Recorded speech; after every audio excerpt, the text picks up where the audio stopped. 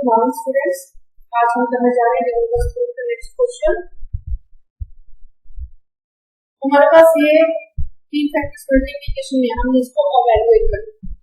सबसे पहले बेटा मैं आपको ये बताना चाहती हूँ cos theta plus alpha sin theta को हम सिस थीटा में लिख सकते हैं, सिस थीटा। और दूसरी बात क्या है कि सिस थीटा 1 इनटू सिस थीटा 2 मींस अगर हमारे पास ये मल्टीप्लिकेशन में सिस थीटा 1 सिस थीटा 2 तो हमारे पास क्या होता है सिस इनके एंगल्स जो है थीटा 1 प्लस थीटा 2 हो जाते हैं। इस एंगल्स को होते हैं ऐड हो जाता है, ठीक है।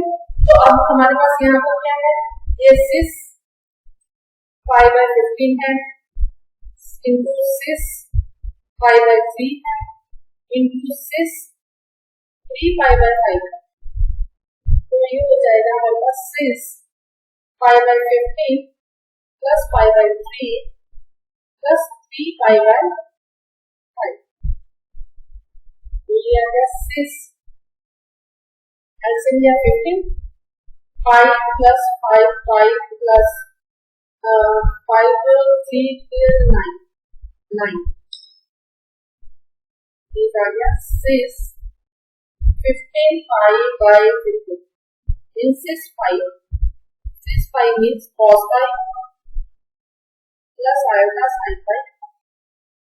cos pi कितना होता है -1 होता है एंड sin pi कितना होता है 2।